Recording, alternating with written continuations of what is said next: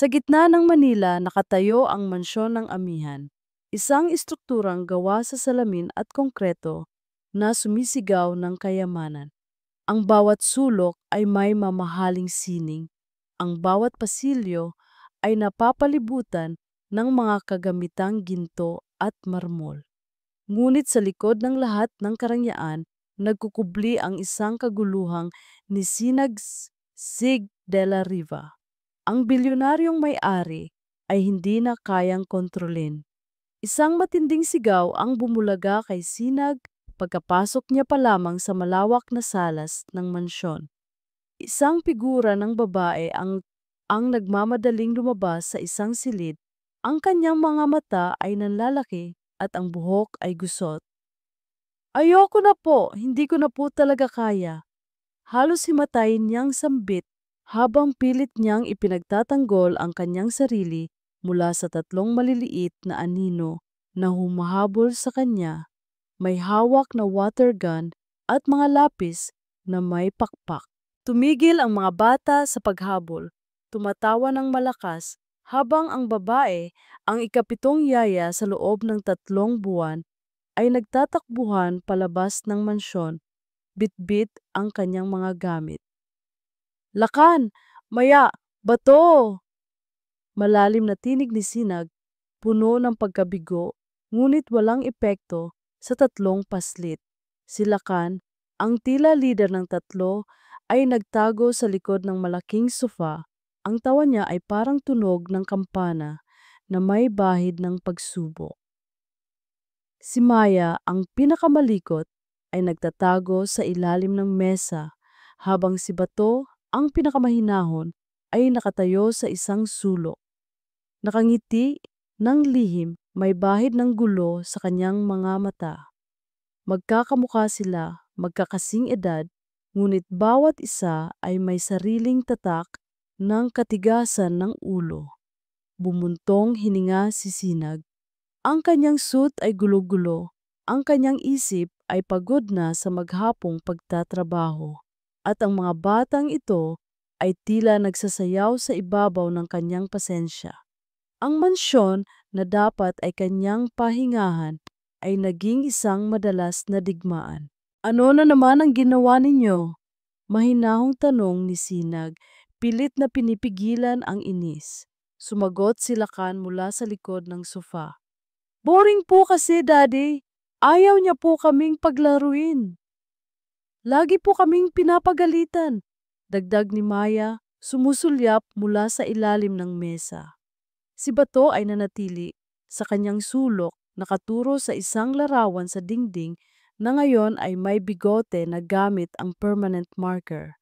Bigote na idinrawing sa larawan ni Dalisay, ang kanyang asawa. Napapikit si Sinag, ito na naman. Ang kanyang asawa, si Dalisay, ay bihirang nasa bahay. Abogada siya, abala sa kanyang mga socialite event, sa kanyang mga charity ball, at sa pagpapanatili ng kanyang perfect image sa lipunan. Ang kanyang mga anak ay tila isa lamang accessory para sa kanya. Isang bahagi ng kanyang perpektong pamilya na ipinagmamalaki sa publiko, ngunit sa likod ng nakasarang pinto, wala siyang pakialam. Kinuha ni Sinag ang kanyang telepono at tinawagan si Dalisay. Ngunit gaya ng dati, ang kanyang tawag ay hindi sinagot. Makalipas ang ilang sandali, isang text message ang dumating. Masyado akong abala sa fashion show, Sig. Pakisabi sa mga bata na kalmahin ang kanilang mga sarili. At huwag mong kalimutang maghanap ng bagong yaya. Ayaw kong magmukhang pabaya sa harap ng mga kaibigan ko na pakuyom ang kanyang kamao. Hindi ang kanyang mga anak, kundi ang image niya sa harap ng mga kaibigan niya. Iyon ang laging mahalaga kay Dalisay. Ang kanyang puso ay kumikirot sa sakit at pagkabigo. Para saan pa ang lahat ng kayamanang ito kung ang pamilya niya mismo ay watak-watak at walang pagmamahal? Naramdaman ni Sinag ang bigat ng mundo sa kanyang balikat. Nagtataka siya kung bakit parang hindi siya karapat-dapat sa isang payapa at masayang pamilya. Hindi ba siya sapat? Bumalik si Sinag sa kanyang opisina. Ang mga yabag niya ay mabigat. Nakaupo siya sa kanyang malaking upuan. Pinagmamasdan ang larawan ng kanyang 3 anak sa mesa. Ang kanilang mga mukha ay puno ng inosensya. Ngunit ang kanilang mga mata ay nagtatago ng kalungkutan, isang bagay na matagal nang napapansin ni Sinag. Ang mga batang ito ay hindi masama. Sadyang kulang lamang sila sa atensyon, sa pagmamahal. Ngunit paano niya ibibigay iyon kung siya mismo ay pagod na? Pakiramdam niya ay isa siyang failure bilang ama, bilang asawa. Ang kanyang kayamanan ay hindi kayang bilhin ang kapayapaan na kanyang hinahangad. Tinitigan niya ang kanyang refleksyon sa salamin ng opisina. Isang lalaking mayaman, makapangyarihan ngunit malungkot. Ang kanyang buhay ay tila isang gilded cage. Maganda sa labas, ngunit bilanggo siya sa loob. Isang mahinang katok ang gumulantang sa kanya mula sa kanyang malalim na pag-iisip. Sir Sinag, may narito po. Ang boses ng isa sa mga katulong. Sino? Walang gana niyang tanong. Malamang isa na namang delivery o business partner. Isang babae po, sir. Sabi niya ay para sa posisyon ng yaya. Napataas ang kilay ni Sinag. Yaya, wala siyang tinawagan.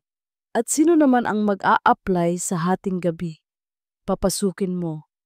Maikli niyang tugon, may bahid ng pagtataka. Bumalik si Sinag sa salas, handa sa isa na namang pagsubok. Inaasahan niya ang isang formal na aplikante o marahil isang desperadong individual na naghahanap ng trabaho. Ngunit ang nakita niya ay iba. Nakaupo sa isang silya malapit sa pintuan ang isang babae.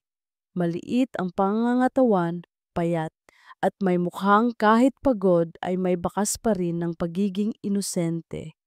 Ang kanyang damit ay simple, ngunit malinis. Ang kanyang buhok ay nakatali ng maayos, at ang kanyang mga mata ay nagtataglay ng kakaibang kinang, isang ilaw na tila nakikita ang higit pa sa ibabaw. Nagkatinginan sila. May kakaibang kuryente ang dumaan sa pagitan nila, isang bagay na hindi maipaliwanag. Pakiramdam ni Sinag ay pamilyar ang mukha ng babae, ngunit hindi niya matukoy kung saan. Ngumiti ang babae at sa ngiting iyon tila guminhawa ang bigat sa puso ni Sinag. Magandang gabi po. Kalmado niyang sambit, ang kanyang boses ay malambing at puno ng kumpiyansa. Ako po si Liwayway Alitaptap. Narito po ako para alagaan ang inyong mga anak. Hindi maipaliwanag ang kuryenteng naramdaman ni Liwayway nang magtama ang kanilang mga mata ni Sinag. Ang kanyang pamilyar na mukha ay nagdulot ng isang matamis na kirot sa kanyang dibdib, isang pakiramdam na matagal nang nawala. Ngunit agad niyang ipinagsawalang bahala iyon. Nandito siya para sa trabaho at kailangan niyang maging profesional. Liwayway Alitaptap, ulit ni Sinag, sinuri siya mula ulo hanggang paa. Ang kanyang boses ay may bahid ng pagtataka at pagdududa. Wala akong inasahang aplikante ngayon. Paano ka nakarating dito? Nakita ko po ang inyong ad sa online, sir. Sagot ni Liwayway, kalmado. Hindi siya nagpatinag sa titig ni Sinag. At sa palagay ko po, kailangan ako ng inyong mga anak. Ramdam ko po. Kailangan ako ng inyong mga anak. Ang mga salitang iyon ay tumimo sa puso ni Sinag. Ngunit, bago pa siya makasagot, isang matinding pag-atake ang sumalubong kay Liwayway. Yaya! Yaya! Kunin ang water gun! Sigaw ni Lakan na ngayon ay lumabas na mula sa kanyang pinagtataguan kasama sina Maya at Bato, armado ng mga improvised water gun. Ngunit sa halip na tumakbo o magalit. Isang ngiti ang sumilay sa labi ni Liwayway. Ang, ang mga mata niya ay kumikinang, tila nakakita ng isang nakatagong kayamanan. Ay, ang gagaling naman ninyong sundalo. Bulong niya sa mga bata, ngunit sapat para marinig ni Sinag. Pero teka, alam niyo bang ang tunay na sundalo ay hindi lang basta-basta umaatake? Kailangan ng diskarte, kailangan ng battle plan. Nagkatinginan ng tatlong bata, naguguluhan ngunit interesado. Hindi nila nakasanayan ang ganitong reaksyon mula sa isang yaya. Ang may mga ang mga dating yaya ay sumisigaw, nagagalit, o tumatakbo. Battle plan, sabay-sabay nilang tanong, may bahid ng pagdududa. Oo, sagot ni Liwayway. Sumenyas na lumapit sila. Yumuko siya para maging ka-level ng mga bata. Halika kayo, magpaplano tayo. Sino sa inyo ang leader? Sino ang scout? At sino ang engineer na magtatayo ng ating depensa? Doon nagsimula ang mahika. Agad na nalimutan ng mga bata ang kanilang pag-atake. Nakikinig sila ng mabuti kay Liwayway. Ang kanilang mga mata ay puno ng paghanga. Sa loob lamang ng ilang minuto, ang dating magulong salas ay naging isang headquarters ng mga imahinasyon. Ang mga unan ay naging pader, ang mga kumot ay naging camouflage.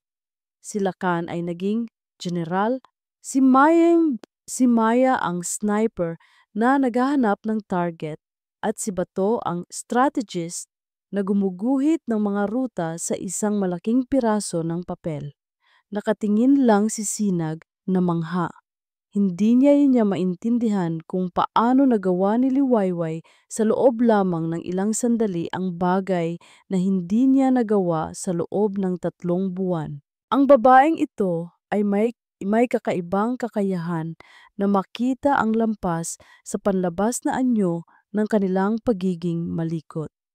Nakita niya ang pagiging malikhain sa likod ng kanilang pagiging basag ulo, ang pangangailangan ng atensyon sa likod ng kanilang kaguluhan. Habang naglalaro ang mga bata sa ilalim ng pangunguna ni Liwayway, sumulyap siya kay Sinag. Nagtama muli ang kanilang mga mata at isang ngiti ang ibinigay niya sa kanya. Isang ngiti na tila nagsasabing, huwag kang mag-alala, kaya ko ito. Buong araw, pinuno ni Liwayway ang mansyon ng tawanan at mga tunog ng laro. Ang mga bata na dati ay nagtatago mula sa mga yaya ay ngayon ay humahabol sa kanya, nakikinig sa kanyang mga kwento at sumusunod sa kanyang mga utos. Hindi niya sila pinagsasabihan, sa halip, ginabayan niya sila, binigyan sila ng layunin sa kanilang paglalaro. Pagdating ng gabi, pagkatapos ng hapunan, at pagkatapos maligo ang mga bata, naupo si Liwayway sa tabi ng kanilang kama. Ang tatlo ay nakahiga, nakikinig sa bawat salita niya habang nagkukwento siya ng isang lumang kwentong bayan tungkol sa isang alitaptap na nagdala ng liwanag sa isang madilim na gubat. Ang kanyang boses ay malambing, puno ng pagmamahalan at himig na tila lalabay. Hindi nagtagal, isa-isa silang nakatulog, ang kanilang mga muka ay payapa, may bahid ng ngiti.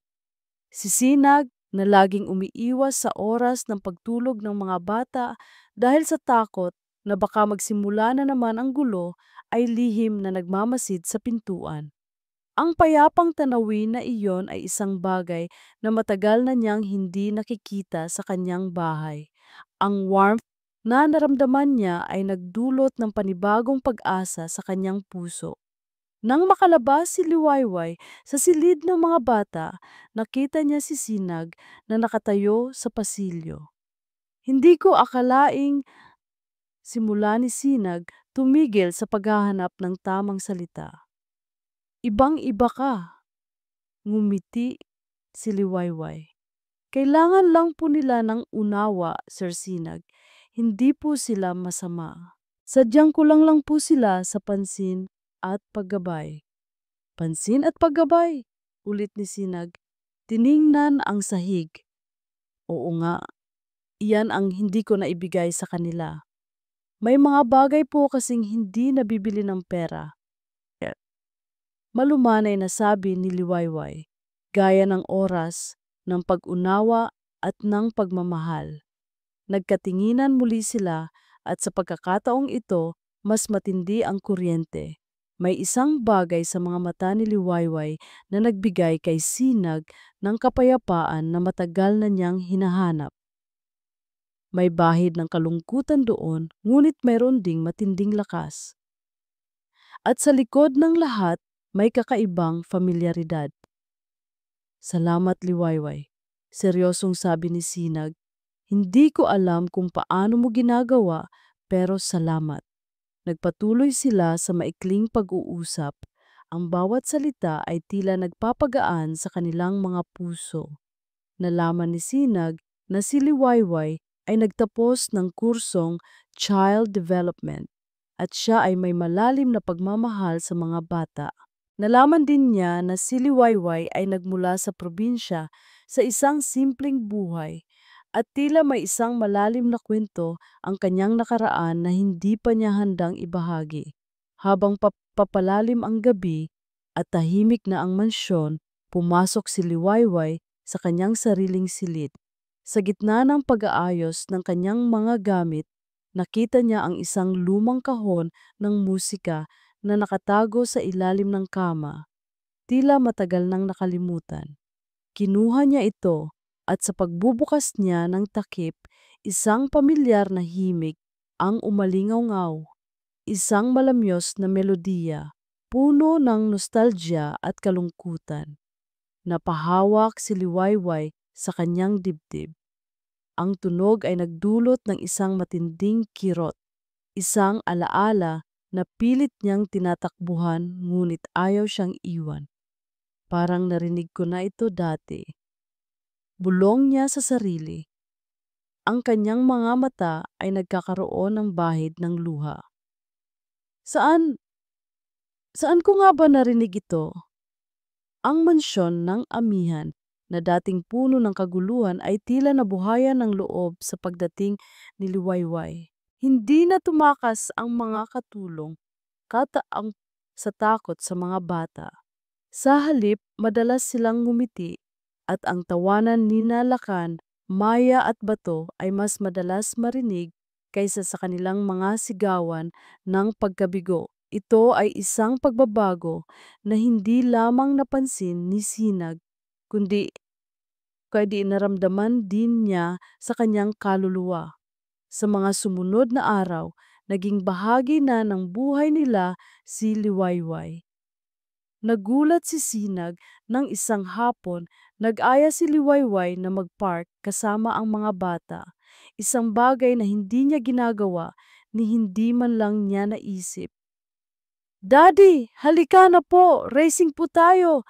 Sigaw ni Lakan habang nakasakay sa kanyang maliit na bisikleta.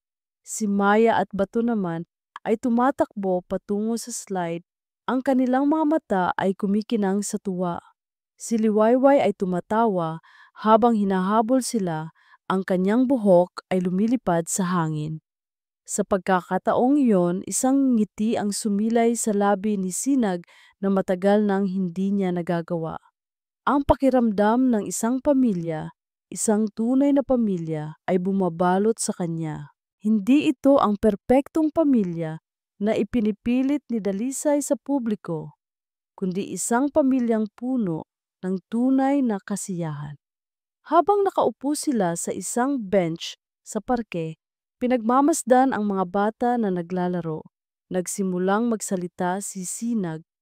Hindi ko alam kung paano ka nakakakuha ng ganitong enerhiya, Liwayway. Ang mga bata, masaya sila sa iyo. Kailangan lang po nila ng espasyo para maging bata, Sir Sinag.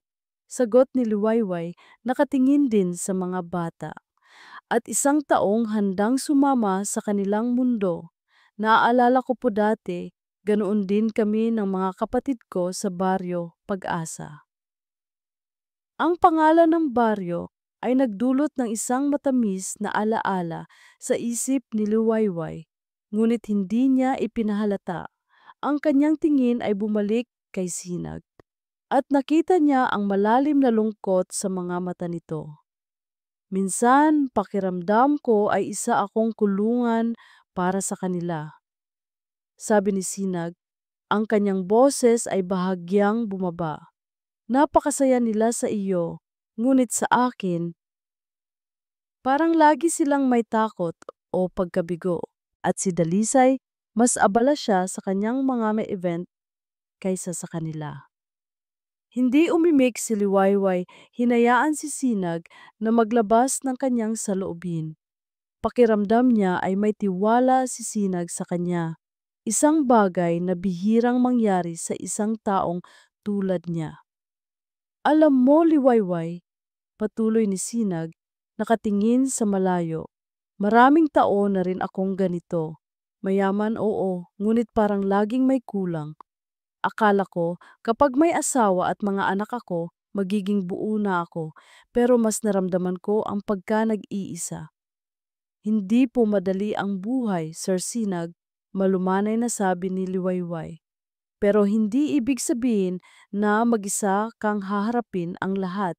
Minsan, kailangan lang natin ng kaunting liwanag para makita ang daan. Ang mga salita ni Liwayway ay tumagos sa puso ni Sinag. Tumingin siya kay Liwayway at sa mga sandaling iyon, tila ang mundo ay huminto. Ang araw ay unti-unting lumulubog, nagbibigay ng ginintuang kulay sa mukha ni Liwayway. Ang kanyang mga mata ay kumikinang, ang kanyang ngiti ay payapa. Hindi niya alam kung ano ang pakiramdam na iyon, ngunit alam niya na gusto niyang manatili sa piling ng babaeng ito. Ang idol na iyon ay natapos ng biglaan. Isang limousine ang pumasok sa gate ng mansyon ng amihan kinagabihan at bumaba si Dalisay, nakasuot ng mamahaling gown, bagong dating mula sa isang charity gala. Ang kanyang perpektong ayos ay tila hindi nabagabag ng mahabang biyahe. Ngunit ang kanyang mga mata ay nanliit nang makita ang mga bata na nakaupo sa sahig sa salas, kasama si Liwayway, nagpaplano ng kung ano ang mukhang isang fortress gamit ang mga unan at kumot. Ano na naman ito, Sinag? Ang boses ni Dalisay ay matalim, puno ng pagkadismaya.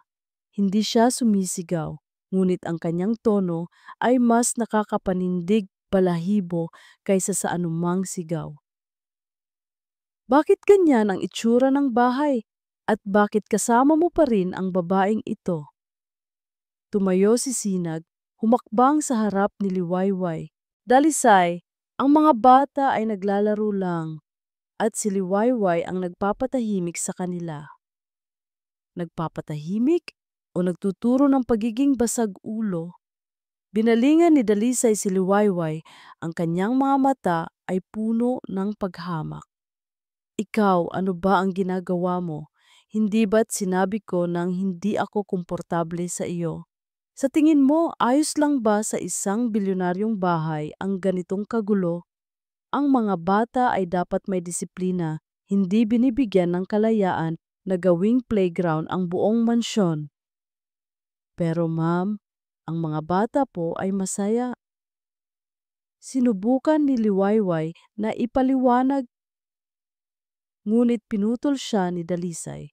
Wala kang karapatan na kwestiyonin ang aking pamamalakad sa sarili kong bahay at sa sarili kong mga anak. Sa totoo lang, Sinag, ayoko na ng babaeng ito. Hanap ka ng bago bukas na bukas. Palitan mo siya. Napakuyom ang kamao ni Sinag. Hindi niya kayang tanggapin ang paghamak ni Dalisay kay Liwayway, lalo na sa harap ng mga bata na ngayon ay nakatingin, tahimik at malungkot. Hindi, matatag na sagot ni Sinag, ikinagulat ni Dalisay. Mananatili si Liwayway. Siya ang nagbigay ng kapayapaan sa bahay na ito, isang kapayapaan na matagal nang nawala. Nanlaki ang mga mata ni Dalisay. Hindi siya sanay na sinasalungat, ngunit bago pa siya makasagot, lumapit si Sinag, ang kanyang mukha ay seryoso. At sa totoo lang, Dalisay, pagod na ako sa lahat ng ito. Ang pagpapanggap, ang lahat ng iyong ginagawa para lang sa mata ng iba. Gusto kong malaman ang katotohanan. Nilingon ni Sinag ang kanyang pinagkakatiwalaang abogado, si Attorney Ramirez, na nakatayo sa isang sulok, nakikinig sa usapan. Attorney Ramirez, simulan mo na ang lahat ng preparasyon para sa aking pagbagsak. Ang mga salita ni Sinag ay tila bomba na sumabog sa loob ng mansyon ng amihan. Ang gulat ni Dalisay ay kitang-kita, ngunit mabilis itong napalitan ng pait at galit. Nagulat din si Liwayway na nakatayo sa isang sulok, na tila saksi sa isang pelikula na unti-unting lumalabas ang katotohanan. Ngunit para kay Sinag, ang desisyong ito ay matagal nang nakaplano. Ito ang tanging paraan para malaman niya kung sino ang tunay na Dalisay sa likod ng lahat ng kanyang pagpapanggap. Kinabukasan, isang balita ang kumalat na tila apoy sa tuyong damo. Ang bilyonaryong si Sinag de la Riva ay nalulugi. Ang mga pahayagan at online news ay napuno ng mga headline tungkol sa biglang pagbagsak ng De La Riva Empire. Ang mansyon ng amihan na dating simbolo ng kayamanan ay tinitingnan na ngayon na tila isang bumagsak na kaharian. Sa opisina ni Sinag, umupo siya kasama si Atty. Ramirez na abala sa pagpaplano ng mga fake na dokumento at transaksyon. Sigurado ka ba rito, Sinag? Tanong ng abogado, may bahid ng pag-aalinlangan. Delikado ang pinapasukan mo. Hindi na ako pwedeng umatras, Atty. Ramirez. Matatag na sagot ni Sinag. Kailangan kong malaman ang katotohanan. Kung ito ang presyo, para malaman ko kung sino talaga si Dalisay, handa akong bayaran. Ilang araw ang lumipas at ang tensyon sa mansyon ng amihan ay kapansin-pansin. Naging tahimik si Dalisay, ngunit ang kanyang mga mata ay nagbabaga. Si Liwayway naman, bagaman nalulungkot sa balita tungkol sa pagkalugi ni Sinag, ay nanatiling matatag. Patuloy siyang inaalagaan ang mga bata at sa kabila ng lahat, nakita ni Sinag na mas lalong naging malapit si Liwayway sa kanyang mga anak. Isang gabi, matapos ipatulog ni Liwayway ang mga bata, inanyayahan ni Sinag si Dalisay na mag-usap sa kanyang opisina. Puno ng pag-asa si Sinag na baka sa gitna ng krisis na ito ay makita niya ang Dalisay na minsan niyang inakala na minahal niya. Dalisay, simula ni Sinag, ang kanyang boses ay malalim. Kailangan nating mag-usap tungkol sa sitwasyon. Ang kumpanya ko, malaki ang problema, malaki ang posibilidad na malugi tayo. Umupo si Dalisay sa silya sa harap ng mesa ni Sinag. Ang kanyang mukha ay seryoso.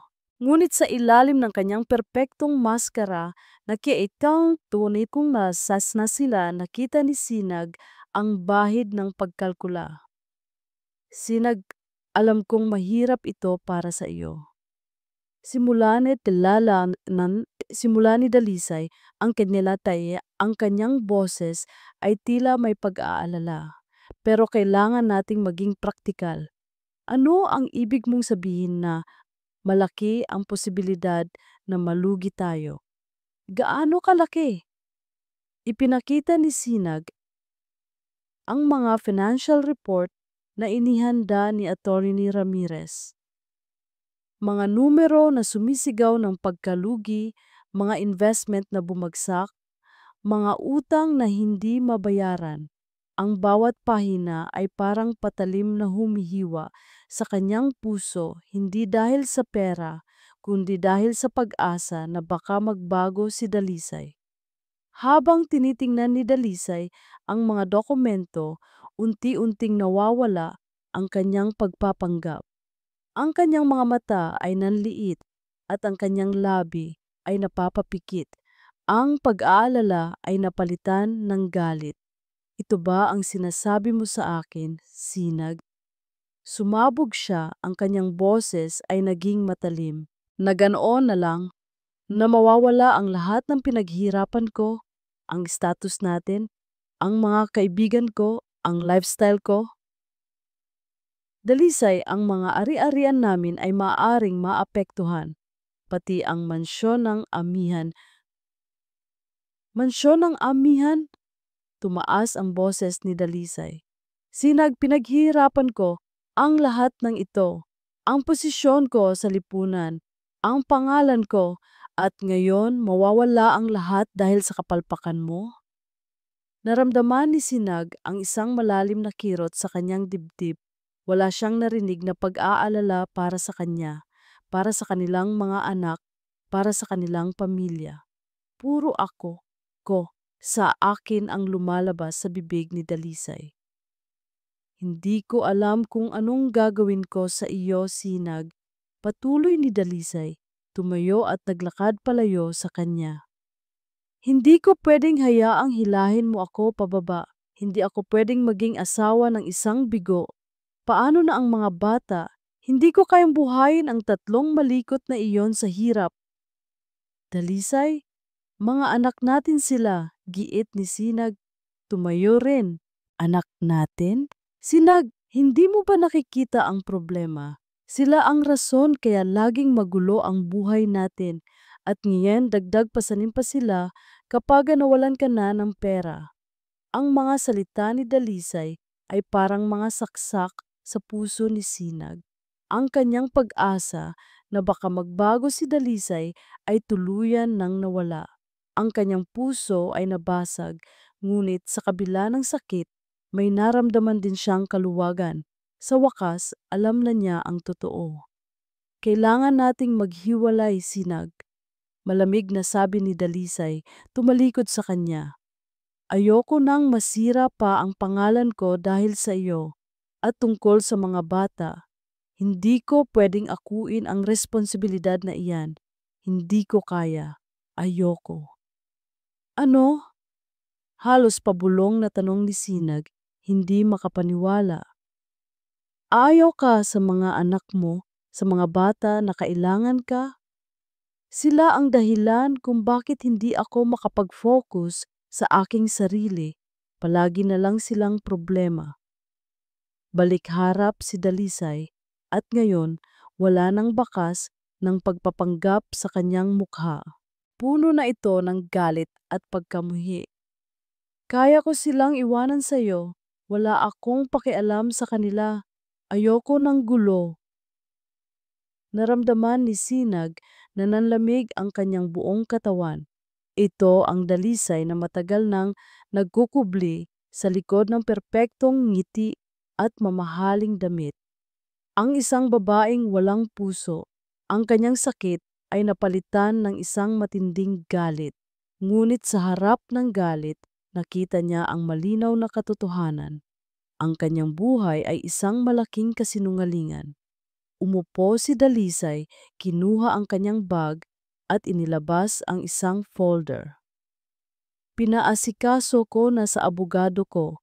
Narito ang mga papeles ng diborsyo. Ipapasa ko na rin ang pagtalikod sa parental rights. Ayoko nang maging bahagi pa ng gulo mo. Inilapag niya ang mga papeles sa mesa at lumabas ng walang lingon-likod. Ang tunog ng kanyang mga takong ay umalingaw-ngaw sa tahimik na opisina, isang tunog na tila naghahatid ng huling paalam sa isang relasyong matagal nang patay. Naiwan si Sinag na mag-isa sa kanyang opisina, hawak ang mga papeles ng diborsyo. Ang kanyang puso ay sugatan, ngunit may naramdaman siyang kaluwagan na hindi niya inaasahan. Ang maskara ay tuluyan ng bumagsak. Ang katotohanan ay masakit, ngunit ito rin ang simula ng kanyang kalayaan. Ilang sandali ang lumipas. Narinig ni Sinag ang mahinang katok sa pintuan. Hindi niya alam kung sino iyon. Sir Sinag, ayos lang po ba kayo? Ang boses ni Liwayway. Hindi siya nakasagot. Narinig niya ang pagbukas ng pinto at naramdaman niya ang presensya ni Liwayway sa likod niya. Hindi niya kailangang lumingon para malaman na nandoon siya. May kakaibang init na dala ang pagdating niya. Isang kaibahan sa lamig na iniwan ni Dalisay. Sir Sinag, mahinang tawag ulit ni Liwayway. Lumapit. Nakita niya ang nakakalat na mga papeles sa mesa at ang mukha ni Sinag ay puno ng pagod at sakit. Dahan-dahang humarap si Sinag, ang kanyang mga mata ay walang buhay. Liwayway, pabulong niyang sambit. Ang kanyang tinig ay halos hindi marinig. Ang lahat, ang lahat ay isang kasinungalingan. Hindi umimik si Liwayway. Ang kanyang intuisyon ay nagsasabi na mayroong mas malalim pa sa balita ng pagkalugi. Lumapit siya sa mesa at ang kanyang mga mata ay dumapo sa mga dokumento ng diborsyo at ang papel na nagsasaad ng pagtalikod ni Dalisay sa parental sa rights. Naramdaman niya ang isang matinding suntok sa kanyang dibdib. Paanong magagawa iyon ng isang ina? Gusto niyang iwanan ang lahat, patuloy ni Sinag. Ang kanyang boses ay puno ng pait. Ang kumpanya, ang mansyon at maging ang mga anak. Nagulat si Liwayway. Ang mga bata, hindi po siya makikipaghiwalay sa mga anak niya, sir. Hindi niya gusto ang mga bata, Liwayway. Ang gusto lang niya ay ang karangyaan, ang status. Ngayon na wala na raw iyon, wala na rin siyang pakialam sa mga anak namin. Napaatras si Liwayway. Ang katotohanan iyon ay mas masakit pa sa balita ng pagkalugi. Ang tatlong paslit na minahal na niya sa maikling panahon na kasama niya sila, ang mga batang puno ng buhay at pagmamahal na nauuhaw sa atensyon. Paanong may isang ina na makakatalikod sa kanila ng ganoon kadali? Naramdaman niya ang matinding galit, hindi para kay Dalisay, kundi para sa mga bata. Habang nagmamasid si Liwayway sa mga papeles, napansin niya ang isang bagay na nakalagay sa ilalim ng isa sa mga dokumento ng diborsyo. Ito ay isang maliit na larawan, tila nalaglag mula sa folder ni Dalisay. Kinuha niya ito. Ang larawan ay kupas na, isang snapshot ng nakaraan. Isang batang sinag ang nakangiti ng malapad. Ang kanyang braso ay nakaakbay sa isang dalagita. Ang dalagita ay nakangiti rin. Ang kanyang buhok ay mahaba at itim. Ang kanyang mga mata ay puno ng pangarap. May hawak silang bulaklak at ang backdrop ay tila isang simpleng hardin. Bumilis ang tibok ng puso ni Liwayway. Ang dalagita sa larawan. Hindi siya makapaniwala. Ang mukha, ang nangiti. Napahawak siya sa kanyang dibdib, habang ang mga salita ay tila nabubuo sa kanyang lalamunan, ngunit hindi makalabas. Ang larawan na iyon ay nagdala ng isang alon ng mga alaala na matagal na niyang pinilit na kalimutan, ngunit ngayon ay bumabalik na parang malalaking alon na humahampas sa kanyang pader ng paglimot. Ang dalagita sa larawan, hindi siya makapaniwala. Ang mukha, ang ngiti, ay hindi maikakaila. Ito ay siya. Isang mas bata, mas inosente, at mas masayahing bersyon ng kanyang sarili. At ang lalaking nakaakbay sa kanya na may ngiting matagal nang nawala sa mukha ni Sinag. Ito ay si Sinag mismo. Nanlaki ang kanyang mga mata, bumilis ang kanyang paghinga. Ang kanyang mga kamay ay nanginginig habang hawak ang larawan. Ito ang larawan na minsan niyang sinubukang itago, isang alaala ng isang pag-ibig na akala niya ay tuluyan nang natabunan ng panahon at trahedya. Ito ang kasama ng melodiya mula sa music box, ang pamilyar na tunog na nagdulot ng kirot sa kanyang dibdib. Napakagat labi si Liwayway. Ang lahat ng mga pamilyar na pakiramdam na naramdaman niya mula nang pumasok siya sa mansyon ng amihan. Ang kakaibang pagdikit niya sa mga bata, ang pamilyar na kirot sa puso tuwing nakikita niya si Sinag, ang pamilyar na himig ng music box. Lahat ay biglang nagkaroon ng katuturan, isang nakakatakot na katuturan. Sinag. Ang Sinag de la Riva, ang bilyonaryong amo niya, ang ama ng mga batang inaalagaan niya, ay ang parehong Sinag na minahal niya ng lubos noong kabataan niya. Ang Sinag na inakala niyang hindi na niya makikita, ang Sinag na akala niya ay iniwan na niya. Ngunit bakit? Bakit niya nakalimutan? Bakit hindi niya agad nakilala? Liwayway, ayos ka lang? Narinig niyang tanong ni Sinag, ang kanyang tinig ay puno ng pag-aalala. Nakita niya ang pagbabago sa ekspresyon ni Liwayway, ang biglaang pamumutla at ang panginginig ng mga kamay nito. Hindi makasagot si Liwayway. Ang kanyang isip ay naglalakbay pabalik sa nakaraan, sa mga araw na puno ng pag-ibig at pangako, sa isang pangarap na tila kinuha mula sa kanya. Ang mga alaala ay dumagsa, malinaw, masakit at puno ng kasinungalingan. Naglakad papalapit si Sinag, inabot ang kanyang kamay upang hawakan ang balikat ni Liwayway. Liwayway, ano ang nakita mo? Bakit ganyan ang reaksyon mo? Ngunit bago pa niya mahawakan si Liwayway, biglang humakbang paatras ang babae, ang kanyang mga mata ay nanlalaki, tila nakakita ng multo.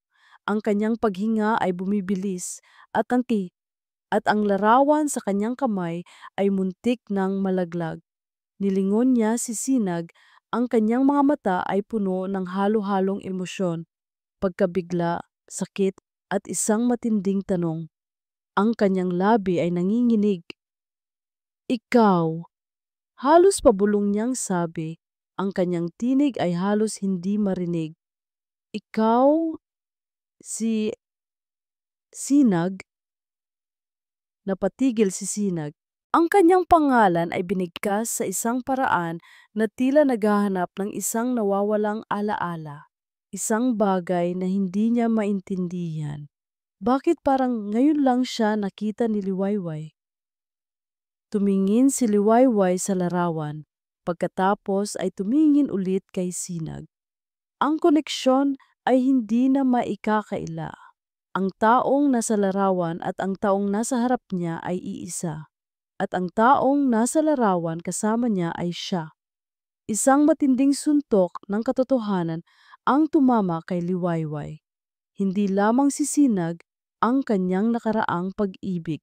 Kung si Sinag ang lalaking iyon at ang mga bata ay mga anak niya, ang ibig sabihin ay ang kanyang isip ay nagpatuloy sa nakakagimbal na konklusyon. Ang mga bata, lakan, maya, bato. Ang mga anak ni Sinag ay ang kanyang mga anak din, ang mga anak na inakala niyang namatay o kinuha sa kanya. Napahawak siya sa kanyang ulo, ang kanyang puso ay humahampas ng napakabilis. Ang mga alaala ng sakit, ng pagkawala, ng desperasyon ay muling bumalik.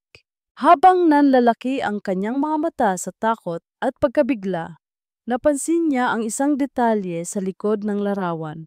May nakasulat na petsa doon, isang petsa na nagdulot ng mas malalim na kirot sa kanyang puso. Ang petsa na iyon ay halos kapareho ng kapanganakan ng mga bata. At ang pangalan niya na nakasulat sa isang maliit na sulok, Liwayway. Nagsimulang umikot ang kanyang paningin. Hindi lamang siya ang dating kasintahan ni Sinag, siya rin ang tunay na ina ng mga bata. At si Dalisay ang gumawa ng lahat ng ito. Ang buong buhay niya ay isang kasinungalingan at siya, si Liwayway, ay nabuhay sa isang bangungot na ginawa ng iba. Huli na nang mapansin ni Liwayway ang lalim ng kalokohan. Ang larawan ay nahulog sa kanyang mga kamay at sa kanyang isip, isang pangalan ang umalingaw-ngaw, puno ng matinding galit at pagkabigla. Dalisay, ang tanging salita na lumabas sa kanyang bibig, isang bulong na puno ng panganib. Ang salitang dalisay ay lumabas mula sa bibig ni Liwayway na tila isang sumpa, puno ng matinding galit at pagtataksil. Ang larawan na hawak niya ay nahulog sa sahig.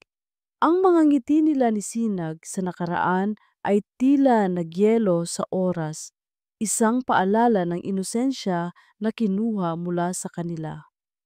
Liwayway, anong problema? Nag-aalalang tanong ni Sinag, lumapit sa kanya. Ang pagkabigla ni Liwayway ay kitang-kita sa kanyang mukha. Hindi pinansin ni Liwayway si Sinag. Ang kanyang paningin ay nakatuon sa larawan sa sahig, pagkatapos ay sa mukha ni Sinag, at pagkatapos ay sa nakasarang pinto kung saan lumabas si Dalisay. Ang lahat ay tila nagiging malinaw, isang nakakatakot na jigsaw puzzle na ngayon ay nabuo na. Ang mga alaala ay dumagsa, sunod-sunod, parang isang pelikula na pinipilit ipaalala sa kanya ang bawat detalye. Flashback. Isang dalagita, si Liwayway, na naglalakad sa tabing dagat sa Baryo Pag-asa kasama ang isang binata, si Sinag. Ang kanilang mga kamay ay magkahawak. Ang kanilang mga ngiti ay puno ng pag-asa. Magkasama tayo, Liwayway, pangako ni Sinag. Hindi kita iiwanan. Ang mga lihim na tagpuan sa lumang puno, ang kanilang mga pangarap na itinanim sa ilalim ng buwan. Ang pagmamahal nila ay puro, inosente at puno ng pangako. Ang masakit na paalam. Nag-aaral si Sinag sa Maynila. Habang si Liwayway ay naghihintay, dala-dala ang isang sikreto, ang kanilang anak. Ang balita ng aksidente ni Sinag, ang kanyang pagkawala sa kanyang buhay. Ang kanyang hirap na kalagayan, nag-iisa, walang masandalan, ang kanyang pagbubuntis, ang kanyang desperasyon, ang kanyang mga magulang ay matagal nang wala. Wala siyang pamilya. Tanging ang kanilang pag-ibig ni Sinag, ang kanyang pinanghawakan, ngunit nawala rin ito. Ang isang mabait na babae ang lumapit sa kanya, nag-alok ng tulong. Siya ay si Dalisay Monteverde, isang tagalungsod na tila anghel sa kanyang paningin. Tutulungan kita, Liwayway. Kakayanin natin ito. Ang araw ng panganganak, ang sakit, ang takot, at pagkatapos ang matinding nakakabinging katahimikan. Liwayway, patawad. Ang boses ni Dalisay, puno ng pagkabigo, hindi na nakayanan ng iyong sanggol, mahina ang kanyang puso. Ang mga luha ni Liwayway ay dumaloy. Ang kanyang mundo ay gumuho. Ang kanyang paggising sa isang ospital na hindi niya alam kung saan, ang pagkawala ng kanyang anak. Ang pangako ni Dalisay na siya ang bahala sa lahat at pagkatapos ang malalim na amnesia na dulot ng trauma at gamot na nagpabura sa lahat ng masakit na alaala. Ang kanyang bagong buhay sa Baryo Pag-asa kasama ang mga alaala ng isang nawawalang pag-ibig, ng isang anak na namatay ngunit walang malinaw na detalye. Ang music box, ang tanging alaala na mayroon siya ay nakatago sa isang lumang kahon, kasama ang lahat ng kanyang sakit. End of flashback. Bumalik si Liwayway sa kasalukuyan. Ang kanyang puso ay humahampas na parang tambol. Ang kanyang hininga ay putol-putol. Ang kanyang katawan ay nanginginig. Ang lahat ng alaala ay malinaw na ngayon. Hindi namatay ang kanyang anak. Kinuha ito ni Dalisay. Ang tatlong batang lalaki, ang tatlong paslit na minahal na niya ng higit pa sa kanyang buhay, ay ang kanyang mga anak. Ang mga anak niya at ni Sinag. Liwayway, ano ba? Pilit na hinawakan ni Sinag ang kanyang balikat. Ngunit humakbang si Liwayway palayo. Ang kanyang mga mata ay nanlalaki sa takot at galit. "Huwag mo akong hawakan," sigaw ni Liwayway, ang kanyang boses ay nanginginig. Ang lahat, ang lahat ay kasinungalingan. "Ano ang ibig mong sabihin?" tanong ni Sinag naguguluhan. Pinulot ni Liwayway ang larawan sa sahig. Ang kanyang mga kamay ay nanginginig. Itinapat niya ito sa mukha ni Sinag. "Kilala mo ba ito?" Tiningnan ni Sinag ang larawan at ang kanyang mga mata ay nanlaki. Ito ang dating ako. At ikaw, bakit? Paanong naging ikaw ito?" "Ako si Liwayway, Sinag." Sumabog si Liwayway. "Ako ang Liwayway na minahal mo noon. Ang Liwayway na inakala mong namatay." Isang matinding suntok ang naramdaman ni Sinag sa kanyang dibdib. Ang lahat ng sakit ng nakaraan, ang pagkawalaan ng kanyang unang pag-ibig, ang pagtataksil na inakala niya ay nangyari, lahat ay nagbalik. Hindi, hindi ito totoo. Patay ka na. Sinabi ni Dalisay na namatay ka, na ikaw ang umalis, na ikaw ang nagtaksil. "Hindi ako namatay, Sinag." Umiiyak na si Liwayway. "At hindi ako umalis. Kinuha niya ako. Kinuha niya ang mga anak ko. Ang mga bata ay mga anak ko." Napakalaki ng pagkabigla ni Sinag. Ang mga bata, Lakan, Maya, Bato, mga anak ni Liwayway, mga anak niya. Ang kanyang isip ay naglalaban-laban sa pagitan ng katotohanan at ng mga kasinungalingan na pinaniwalaan niya sa napakahabang panahon. Hindi, hindi maaaring mangyari iyon, pilit niyang sabi, umiling-iling. Si Dalisay, siya ang nag-ampon sa kanila. Wala siyang sinabi sa akin na sinungaling siya, Sinag. Putol ni Liwayway, ang kanyang mga mata ay puno ng luha, ngunit may matinding apoy ng galit. Siya ang kumuha sa akin. Siya ang nagpanggap na nag-ampon sa kanila. Hindi mo ba nakikita? Ang lahat ng ito ay isang laro niya. Napakagat labi si Sinag. Ang kanyang utak ay abala sa pag-iisip. Ang mga detalye ng nakaraang pagbubuntis ni Dalisay, ang mabilis na pag-adapt, ang kanyang pag-iwas sa mga tanong tungkol sa nakaraan, ang kanyang kawalang interes sa mga bata. Ang lahat ay tila nabuo sa isang nakakatakot na katotohanan. Kailangan nating patunayan ito, sabi ni Sinag. Ang kanyang boses ay mababa, puno ng galit na hindi niya kailanman naramdaman.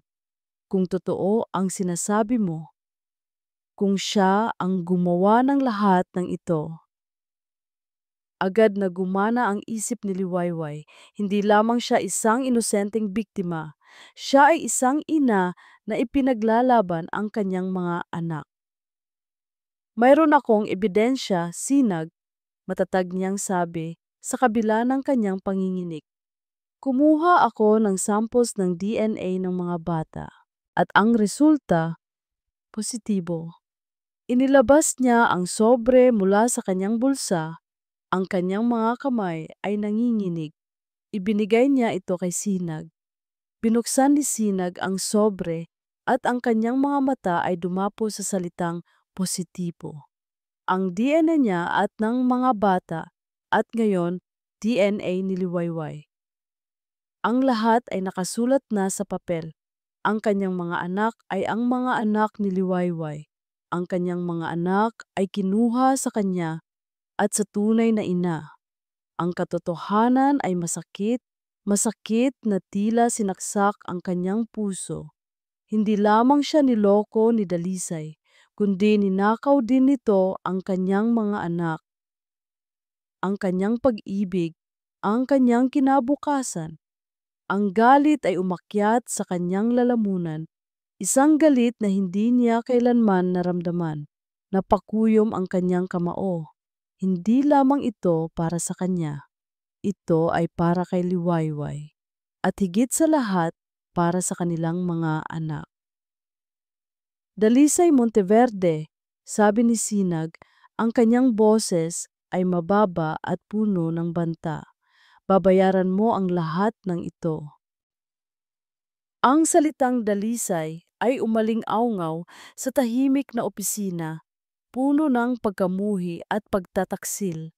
Ang mga mata ni Liwayway ay nangingilid sa luha, ngunit ang kanyang tingin ay matalim, tila isang sibat na handang tumusok sa lahat ng kasinungalingan.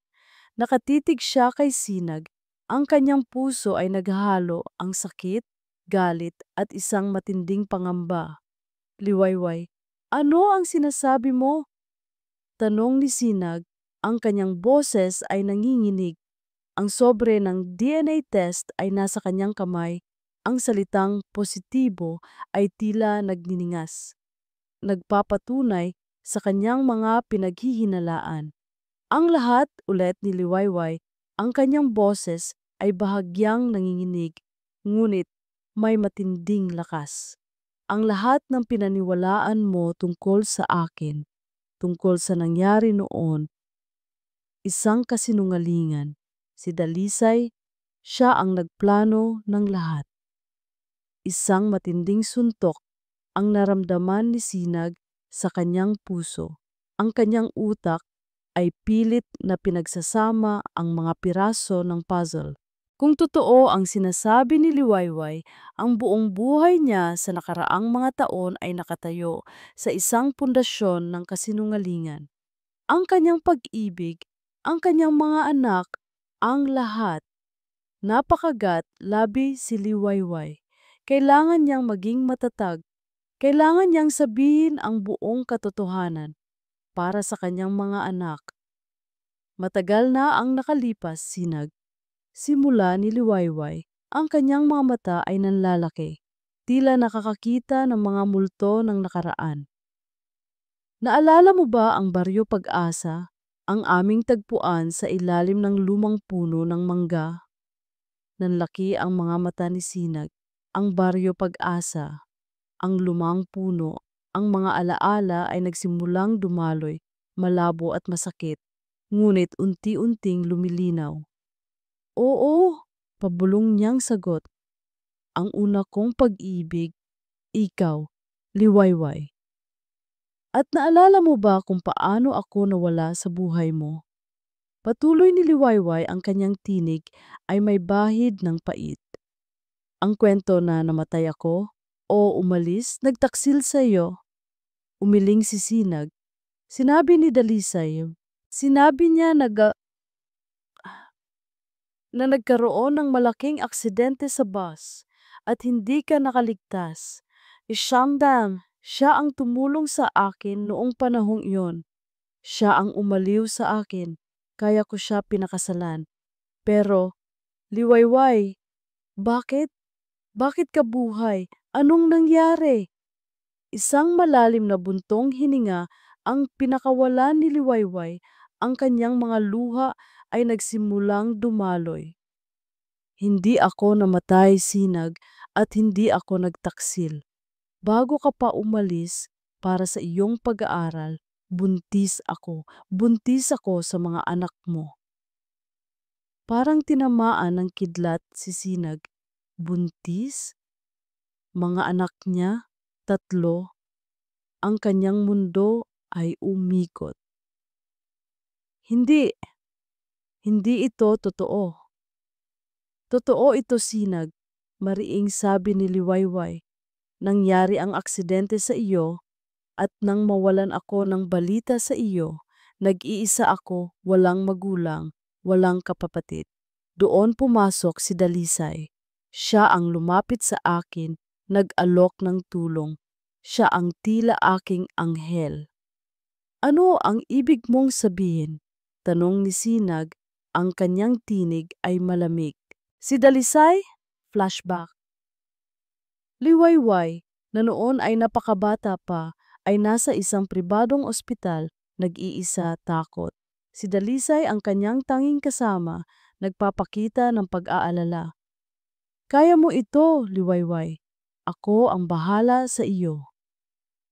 Ang panganganak, ang matinding sakit, ang mga sigaw ni Liwayway, at pagkatapos ang pagkawala ng kanyang malay. Nang magising siya, nandoon si Dalisay, nakayuko, ang kanyang mukha ay malungkot. Liwayway, patawad, mahina ang mga bata, hindi sila nakaligtas. Pinilit na ng mga doktor ang lahat, pero wala na sila. Ang matinding sakit sa puso ni Liwayway, ang pagkawala ng kanyang mga anak, ang kanyang pagtanggi sa katotohanan. Si Dalisay ang nag-asikaso sa lahat ng papeles, sa paglibing, o iyon ang akala niya. Ang kanyang isip ay gulong-gulo, ang kanyang katawan ay mahina. Isang araw, bumalik si Dalisay, may dalang mga gamot, para mawala ang sakit, Liwayway, para makalimot ka. Sa bawat tableta, unti-unting nabura ang mga alaala. Ang matinding trauma, ang gamot, ang kanyang kawalan ng pag-asa, lahat ay nagtulak sa kanya sa isang estado ng amnesia. Nawala sa kanyang isip ang bawat detalye ng kanyang nakaraan kasama si Sinag at ang kanyang pagbubuntis. Tanging ang music box, ang regalo ni Sinag, ang nanatiling tanging bakas, ngunit walang mukha, walang kwento. End of flashback. Hindi sila namatay, Sinag. Mariing sabi ni Liwayway, ang kanyang mga mata ay puno ng matinding sakit. Kinuha niya sila. Kinuha niya ang mga anak ko, ang mga anak mo, at ikaw, niloko ka rin niya, pinaniwalaan ka niya na patay na ako, na ikaw lang ang pwedeng mag-ampon sa kanila. Napakuyom ang kamao ni Sinag, ang kanyang mukha ay namumula sa galit. Ang lahat ng pagdududa, ang lahat ng mali sa kanyang relasyon kay Dalisay, ang lahat ng kanyang nakaraang sakit ay nagkaroon ng katuturan. Siya, si Sinag, ay naging biktima ng isang masalimuot na plano. Ang mga papeles ng pag-ampon. Ang lahat ng iyon, sabi ni Sinag, ang kanyang boses ay nanginginig. Pinaasikaso ni Dalisay ang lahat, hindi ko na pinagdudahan. Ako ay naging bulag, hindi mo kasalanan, Sinag. Malumanay na sabi ni Liwayway, lumapit sa kanya. Nilinlang niya tayong pareho, ngunit ngayon alam na natin ang katotohanan. Inabot ni Liwayway ang kanyang kamay at iniabot kay Sinag ang resulta ng DNA test. Ito ang patunay. Ang mga batang iyon, sila Kan, Maya, Bato. Sila ang mga anak natin, Sinag. Sila ang inakala kong nawala. Sila ang inakala mong inampon. Tiningnan ni Sinag ang papel, ang kanyang mga mata ay nanlabo. Ang mga salita ay tila nagliliwanag. Positibo. Ang kanyang mga anak, ang mga anak ni Liwayway, ang kanilang mga anak. Ang isang alon ng pagmamahal at pagkasabik ay bumalot sa kanya, Ngunit kasama nito ang isang matinding galit kay Dalisay. Hindi ko ito palalampasin, mariing sabi ni Sinag. Ang kanyang mga mata ay puno ng apoy. Babayaran ni Dalisay ang lahat ng ginawa niya para sa iyo, para sa akin, at higit sa lahat para sa ating mga anak. Pinunasan ni Liwayway ang kanyang mga luha. Ang kanyang sakit ay nagiging lakas. Hindi na siya ang mahina at inosenteng dalagita na madaling malinlang. Siya ay isang ina at handa siyang ipaglaban ang kanyang mga anak. Kailangan natin ng mas maraming ebidensya, Sinag, sabi ni Liwayway. Kailangan nating hanapin ang mga tao na nakakita, ang mga nagtrabaho sa ospital noon, ang mga maaring kasabwat ni Dalisay. Tama ka, sabi ni Sinag. Ang kanyang isip ay nagtatrabaho na sa mga plano. Gagamitin ko ang lahat ng aking koneksyon. Ang kasinungalingan na ito ay masyado nang matagal. Kailangan nating bubuksan ang lahat. Simulan natin kay Atty. ni Ramirez. Kailangan niyang malaman ang tunay na nangyayari. Naglakad si Sinag patungo sa kanyang telepono, determinadong hanapin ang katarungan. Ngunit bago pa niya maidiyal ang numero, huminto siya. Naramdaman niya ang presensya ni Liwayway sa likod niya. Sinag! Malambing na tawag ni Liwayway, lumapit sa kanya. Humarap si Sinag at nagtama muli ang kanilang mga mata. Sa kabila ng lahat ng sakit at pagtataksil, mayroong isang bagay na hindi nagbago, ang koneksyon nila. Ang pag-ibig na inakala nilang nawala. Niyakap ni Sinag si Liwayway ng mahigpit. Ang kanyang puso ay puno ng halo-halong emosyon. Ang sakit ng nakaraan, ang galit kay Dalisay, at ang pag-asa para sa hinaharap. Sa wakas, ang kanyang pamilya ay muling mabubuo at ang katotohanan ay mananaig. Hindi kita iiwanan, Liwayway, pabulong niyang sabi, yakap-yakap ang babaeng matagal niyang hinanap. Hindi na tayo maghihiwalay. Ngumiti si Liwayway at sa mga sandaling iyon, naramdaman niya ang isang kapayapaan na matagal na niyang hinahanap. Ang kanyang mga anak, ang kanyang pag-ibig, ang kanyang pamilya, lahat ay nagbabalik na. Ngunit bago pa sila makapagpatuloy sa kanilang usapan, isang mahinang katok ang gumulantang sa kanila. Daddy, Mama Liway, ang boses ni Lakan ang pinakamatanda sa tatlong paslit. Ang boses niya ay malambing ngunit may bahid ng pagtataka. Tila may narinig siya. Nagkatinginan sina Sinag at Liwayway. Ang kanilang mga puso ay bumilis. Bumukas ang pinto at nandoon si Lakan nakatayo sa pasilyo. Ang kanyang mga mata ay malaki at puno ng pagdududa. Mama Liway, totoo ba ang narinig ko? Tanong ni Lakan. Nakatitig kay Liwayway, pagkatapos ay kay Sinag. Ang kanyang inosenteng mukha ay nagpapahayag ng malalim na pagkalito. Tungkol sa amin? Ang boses ni Lakan ay tumagos sa utak ni Sinag na tila isang matalim na kutsilyo, naghiwa sa manipis na pader ng kanyang pagpapanggap. Mama Liway, totoo ba ang narinig ko? Ang inosenteng tanong ng kanyang anak ay puno ng pagkalito at ito ang nagpahirap kay Sinag. Paano niya ipapaliwanag sa isang 7 taong gulang na bata ang isang kasinungalingan na nagpabago sa kanilang buhay? Nilingon ni Sinag si Lakan, ang kanyang puso ay humahampas ng mabilis. Ang mga mata ni Liwayway ay puno rin ng takot. Tila hindi pa handang harapin ang mga bata. Humakbang si Sinag sa harap ni Liwayway. Pinoprotektahan siya.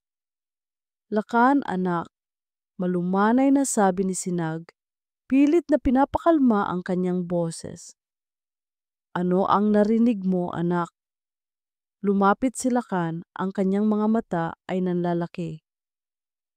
Narinig ko po na si Mama Liway na siya raw po ang totoo naming mama. Ang huling salita ay halos pabulong, puno ng pagdududa. Totoo po ba, Daddy? Napakagat labi si Sinag. Hindi niya kayang magsinungaling sa kanyang anak. Ngunit hindi rin niya alam kung paano sisimulan ang isang kwentong puno ng pagtataksil at sakit. Bumuntong hininga si Sinag, lumuhod para maging ka-level si Lakan. Inabot niya ang kamay ni Liwayway. Hinhila siya para lumapit. Lakan, anak. Simula ni Sinag, tiningnan si Liwayway na ngayon ay nakatingin din kay Lakan. Ang kanyang mga mata ay puno ng pagmamahal at sakit. Masalimuot ang kwento, pero oo anak, si Mama Liway mo, siya ang tunay mong mama, ang tunay na mama ninyong tatlo. Nanlaki ang mga mata ni Lakan. Hindi siya nagsalita, tila pinoproseso ang impormasyon. Ang kanyang mga mata ay lumipat mula kay Sinag patungo kay Liwayway, na ngayon ay lumuluha na. Bakit? Pabulong na tanong ni Lakan. Pero, si Mama Dalisay? Ang tanong na iyon ay tumimo sa puso ni Sinag. Si Mama Dalisay. Nilinlang niya tayo, anak. Niloko niya tayo. Niloko niya si Mama Liway mo at ako. Kinuha niya kayo mula sa tunay ninyong ina. Ang galit ay muling bumalik sa kanya. Mas malakas ngayon dahil nasasaktan ang kanyang anak. Umiyak si Lakan hindi dahil sa galit, kundi dahil sa pagkalito at sakit. Pero, mahal po namin si Mama Dalisay. Niyakap ni Liwayway si Lakan nang mahigpit, ang kanyang mga luha ay dumadaloy ng walang tigil. Anak ko, pasensya ka na. Hindi ko kayang ipaliwanag ang lahat ngayon, pero gusto kong malaman mo, mahal na mahal ka namin ng daddy mo, ngayon at noon pa. Sa yakap na iyon, tila may isang malalim na koneksyon ang nabuo. Naramdaman ni Sinag ang kirot sa kanyang puso. Ito ang pamilya niya, ang pamilya na matagal nang nawala sa kanya. At ito ay kinuha sa kanila ng isang taong pinaniwalaan niya. Bumalik si Sinag sa kanyang mesa, ang kanyang utak ay puno ng galit at determination. Hindi na siya magpapaloko, hindi na siya magpapayag na saktan ang kanyang pamilya. Kinuha niya ang telepono at walang pag-aalinlangan, idinial ang numero ni Dalisay. Ito na ang oras para harapin ang katotohanan. Ilang ring ang lumipas. Bago sinagot ni Dalisay ang tawag, ang kanyang boses ay tila iritado. Sinag, ano na naman ang problema mo? Hindi ba't malinaw na ang lahat? Huwag mo na akong abalahin. Dalisay, malamig na sabi ni Sinag, ang kanyang boses ay puno ng banta. Alam ko na ang lahat. Natahimik si Dalisay sa kabilang linya. Ngunit mabilis siyang nakabawi. Anong pinagsasabi mo, Sinag? Wala akong alam. Huwag ka nang magpanggap, Dalisay, mariing sabi ni Sinag. Alam ko na si Liwayway ang ina ng mga bata. Alam ko na niloko mo ako. Alam ko na kinuha mo ang mga anak ko mula sa tunay nilang ina. At alam ko na pinaniwalaan mo akong patay na si Liwayway. Narinig ni Sinag ang malakas na pagtawa ni Dalisay sa kabilang linya, isang tawa na puno ng pait at paghamak. Kaya pala, nakahanap ka na ng bagong laruan, Sinag, at ngayon pinapaniwalaan mo na ang kanyang mga kwento. Hindi ka ba natututo? Sinasabi ko sa iyo, Sinag, isang malaking kasinungalingan ang lahat ng iyan. Walang kwenta ang babaeng iyan. At ang mga bata, akin sila, akin. Wala kang karapatan sa kanila, Dalisay. Sumabog si Sinag. Niloko mo kami! Ikaw ang nagtaksil! O talaga ba, Sinag?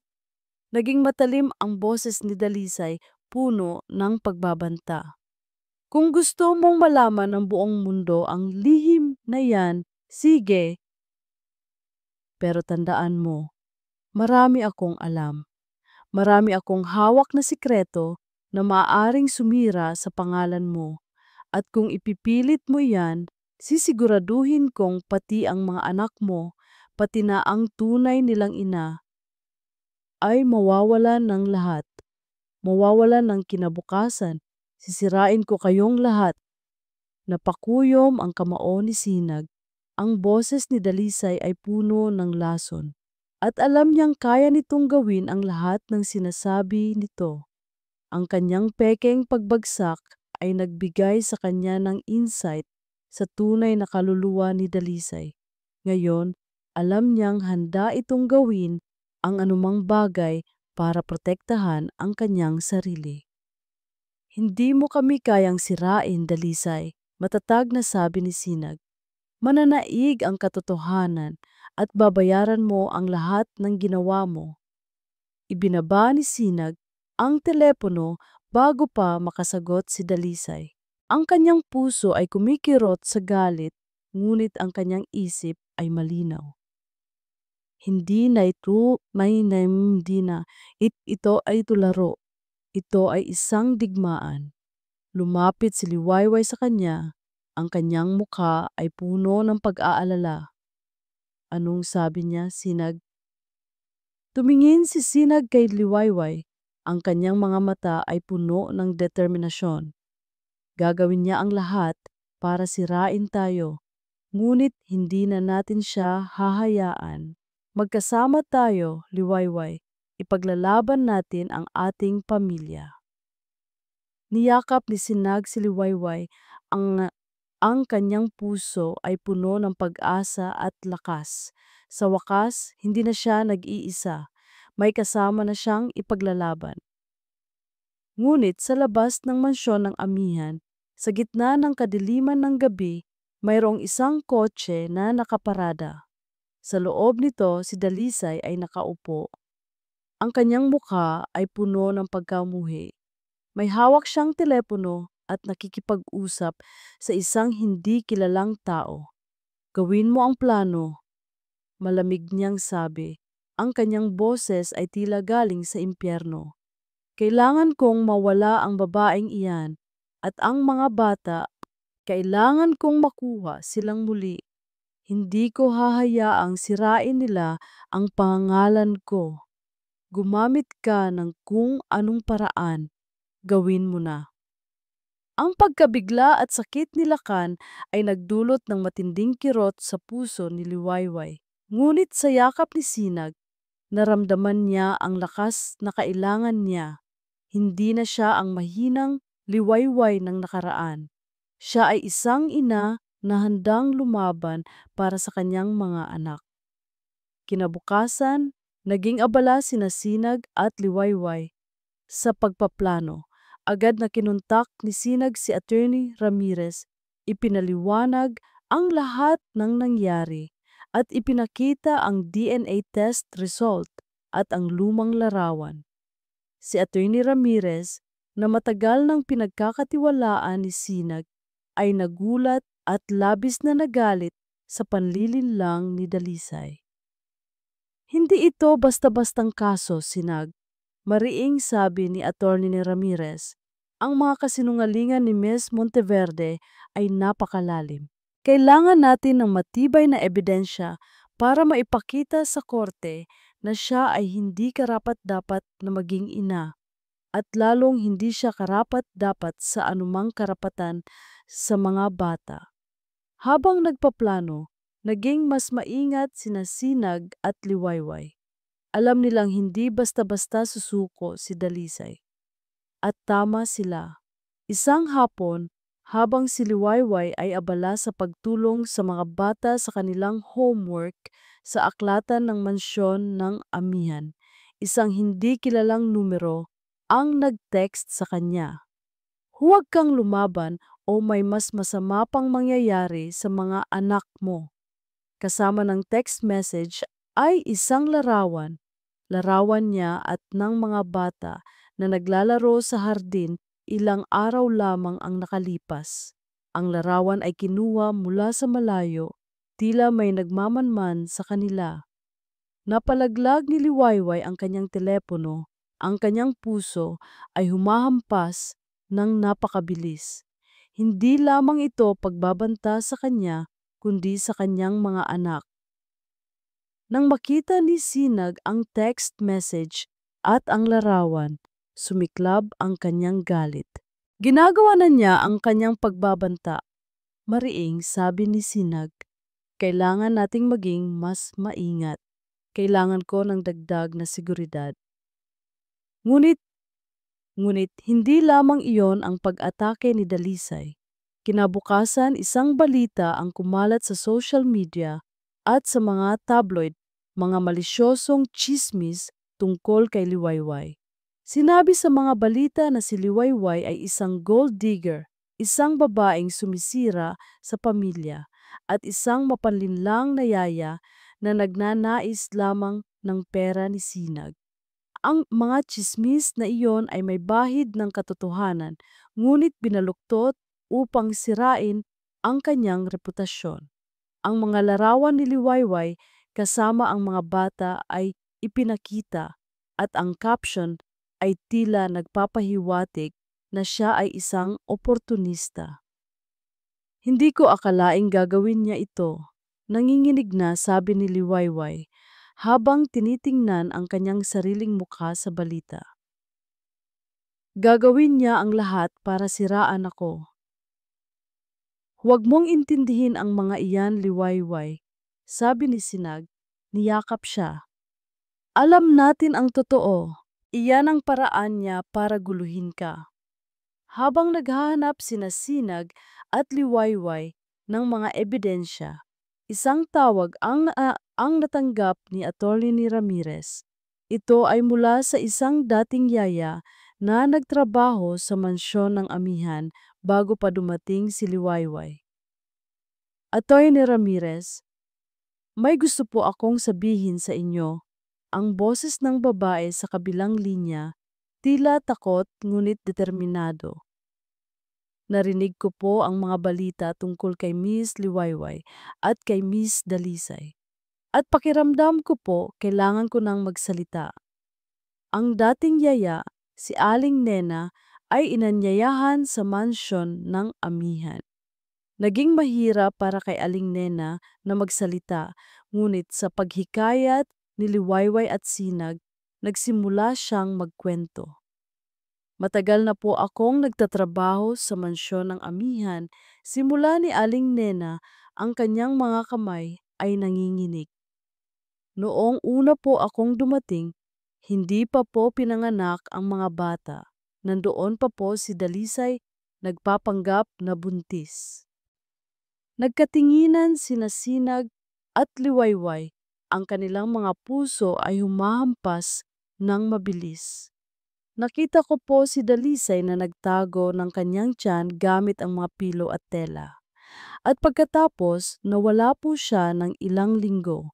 Nang bumalik po siya, may dala na po siyang 3 sanggol. Ang kwento po niya, nag-ampon daw po siya. Pero may narinig po akong usapan niya sa telepono. Tungkol sa isang babaeng taga-probinsya na binayaran niya para ipawalang bisa ang kanyang mga karapatan. At meron din po akong nakita, isang nurse na pumupunta dito noon, binibigyan si Dalisay ng mga papel.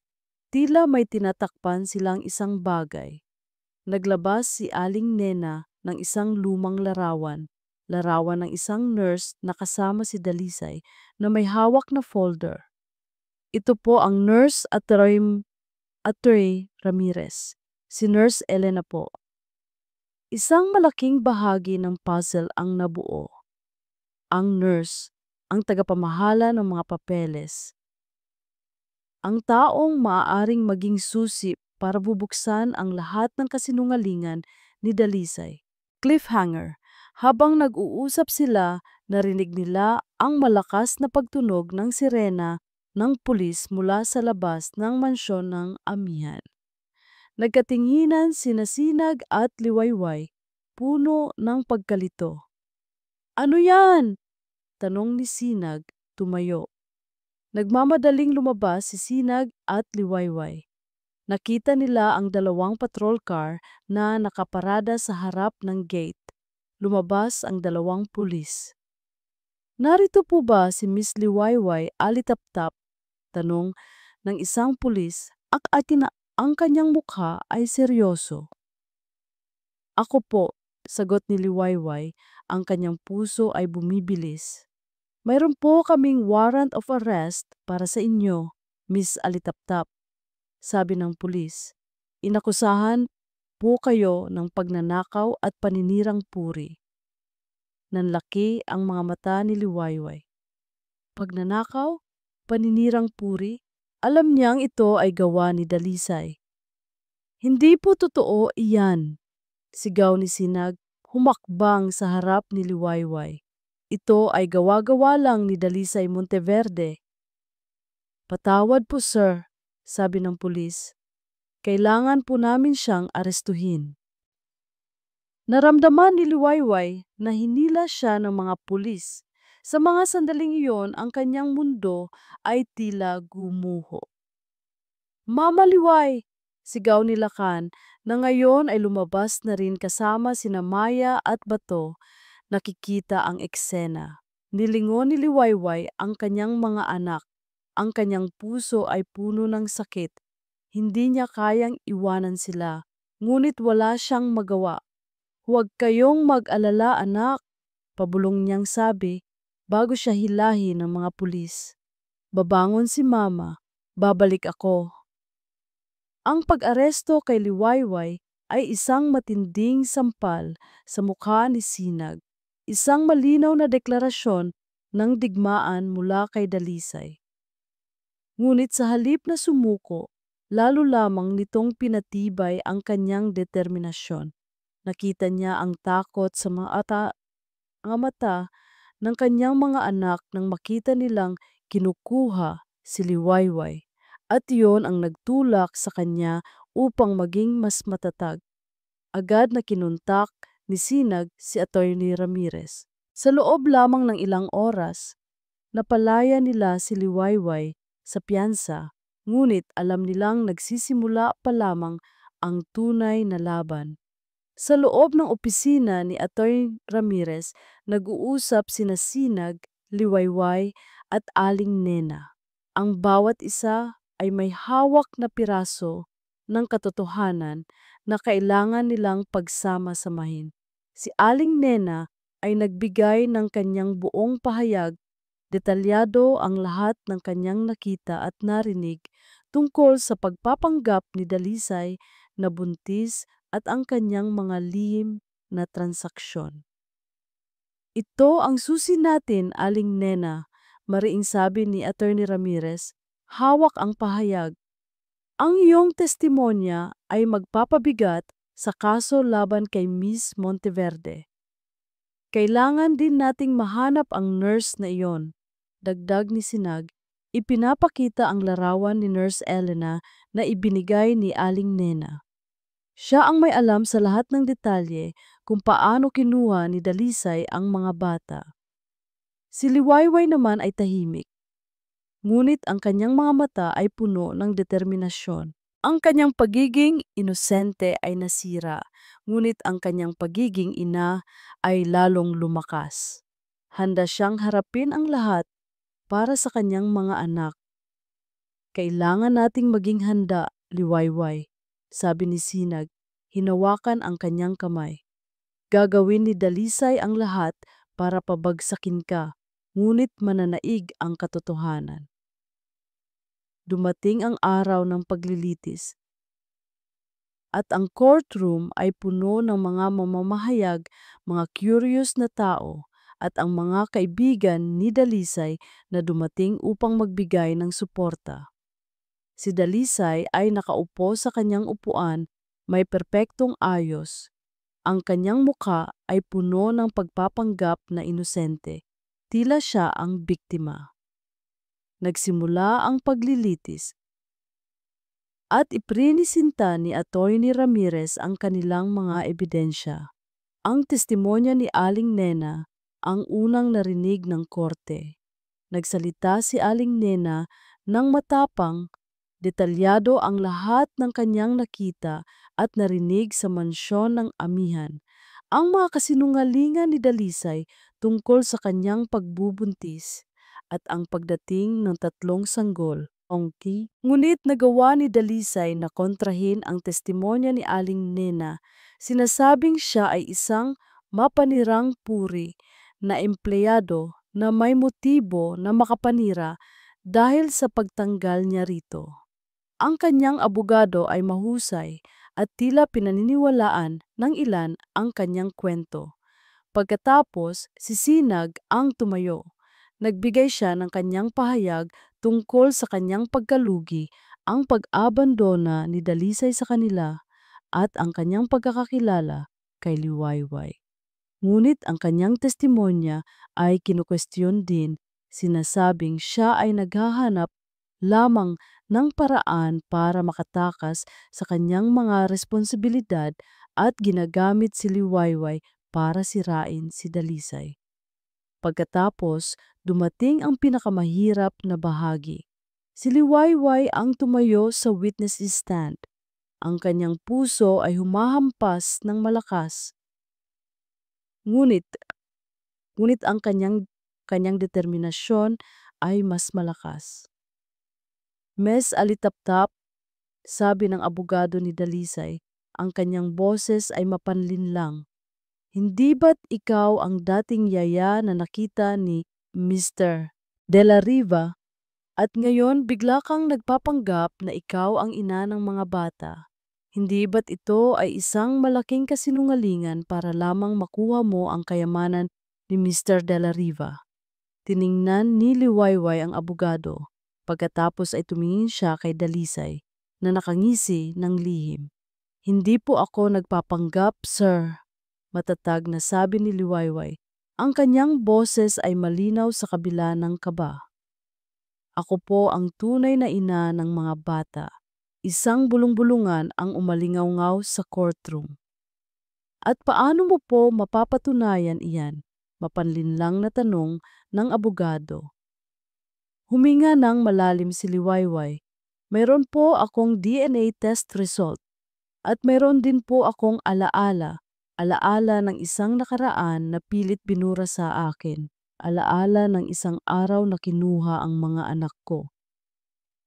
Nagsimulang ikwento ni Liwayway ang kanyang buong kwento, ang kanyang pag-ibig kay Sinag noon, ang kanyang pagbubuntis, ang pagkawala ni Sinag, ang kanyang desperasyon, ang pagdating ni Dalisay, ang kanyang panganganak, ang kasinungalingan na namatay ang kanyang mga anak, ang kanyang amnesia. Ang bawat salita ay putuwid, ay puno ng sakit, ng pagkawala at ng pag-asa. Ang mga sandaling iyon, sabi ni Liwayway, ang kanyang boses ay nanginginig sa damdamin.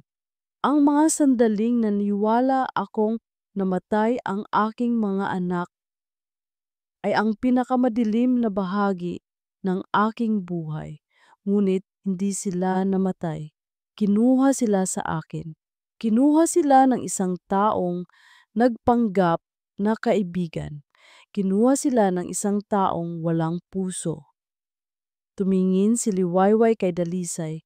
Ang kanyang mga mata ay puno ng matinding galit. Dalisay Monteverde, ikaw ang kumuha sa akin ng aking mga anak. Ikaw ang nagpanggap. Ikaw ang sumira sa buhay ko at sa buhay ni Sinag. At ngayon, ipaglalaban ko ang aking mga anak at mananaig ang katotohanan. Nagulat ang lahat sa tapang ni Liwayway. Magkasabay na iprinisinta ni Atty. Ramirez ang DNA test result at ang lumang larawan ni Sinag at Liwayway. Ang mga ebidensya ay hindi na maikakaila. Napuno ng kaguluhan ang courtroom. Ang mga mamamahayag ay nag-uunahan sa pagkuha ng mga litrato. Si Dalisay na ngayon ay nasa ilalim ng matinding pressure ay unti-unting nawawalan ng kontrol. Ang kanyang perpektong maskara ay unti-unting nababasag. Hindi! Hindi totoo yan! Sigaw ni Dalisay tumayo mula sa kanyang upuan. Ang kanyang boses ay matalim at puno ng galit. Mga sinungaling kayo, walang kwenta ang mga ebidensya ninyo. Akin ang mga bata, akin sila. Ang judge na ngayon ay nahihirapan na kontrolin ang courtroom ay kinailangan na humingi ng order. Order! Order in the court! Ngunit hindi na napigilan si Dalisay. Ang kanyang mukha ay puno ng galit. Ang kanyang mga mata ay nanlalaki, tila isang taong nawawalan ng katinuan. Ang kanyang pagpapanggap ay tuluyan ng gumuho. Inilalantad ang kanyang tunay na madilim na kaluluwa. Hindi mo sila kukunin sa akin! Sigaw ni Dalisay habang ang kanyang mga mata ay puno ng pagkamuhi. Cliffhanger. Biglang lumukso si Dalisay, tumakbo patungo sa witnesses stand kung saan nakatayo si Liwayway. Ang kanyang mga mata ay tila may gustong saktan at ang kanyang mga kamay ay nakaabot. Wala kang karapatan. Sa akin ang mga bata. Sigaw ni Dalisay. Ang kanyang boses ay tila isang demonyo. Nagulat ang lahat. Sinubukang pigilan ng mga bailiff si Dalisay, ngunit huli na. Ang kanyang kamay ay nakahanda na para saktan si Liwayway. Ang pagtalon ni Dalisay patungo kay Liwayway ay nagdulot ng isang matinding kaguluhan sa courtroom. Ang mga sigaw niya ay umalingaw-ngaw, puno ng pagkamuhi, tila isang hayop na nasukol. Ngunit bago pa man niya tuluyang maabot si Liwayway, mabilis na kumilos si Sinag. Hinila niya si Liwayway papalayo, habang ang mga bailiff ay mabilis na humarang at pinigilan si Dalisay. Wala kang karapatan, akin ang mga bata. Patuloy na sigaw ni Dalisay, habang pilit siyang kinakaladkad palabas ng courtroom. Ang kanyang perpektong ayos ay gulo-gulo na. Ang kanyang pagpapanggap ay tuluyan ng gumuho. Inilalantad ang kanyang tunay na madilim na kaluluwa. Isang matinding katahimikan ang bumalot sa courtroom matapos mawala si Dalisay. Ngunit ang tensyon ay nanatili. Ang judge na ngayon ay tiningnan ang mga ebidensya at ang pag-uugali ni Dalisay ay nagbigay ng kanyang desisyon. Batay sa mga ebidensyang iprinisinta sa korte, ang testimonya ng mga saksi at ang DNA test results, malinaw na ang akusado, si Miss Dalisay Monteverde, ay nagkasala ng panlilinlang, pagkidnap ng mga bata at paninirang puri, matatag na sabi ng judge. Ang kustodiya ng mga bata, sina Lacan, Maya at Bato de la Riva, ay ibibigay sa kanilang tunay na ina, si Mrs.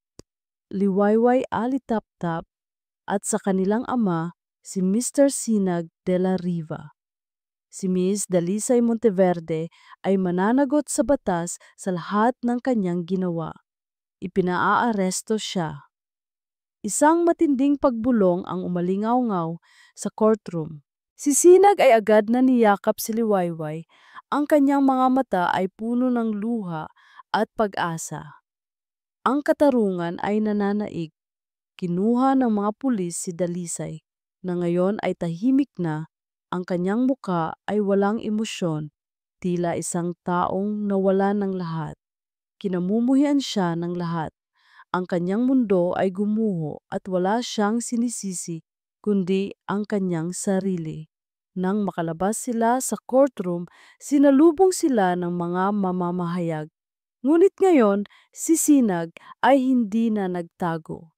Mahigpit niyang hinawakan ang kamay ni Liwayway at sa harap ng lahat, ipinahayag nila ang kanilang pagmamahalan at ang katotohanan. Ito po si Liwayway Alitaptap, matatag na sabi ni Sinag sa mga mamamahayag, ang tunay na ina ng aking mga anak at ang aking tunay na pag-ibig. Ang balita ay kumalat na tila apoy sa buong bansa. Ngunit ngayon, ito ay balita ng katarungan, ng pagmamahalan, at ng pagbabalik ng pamilya.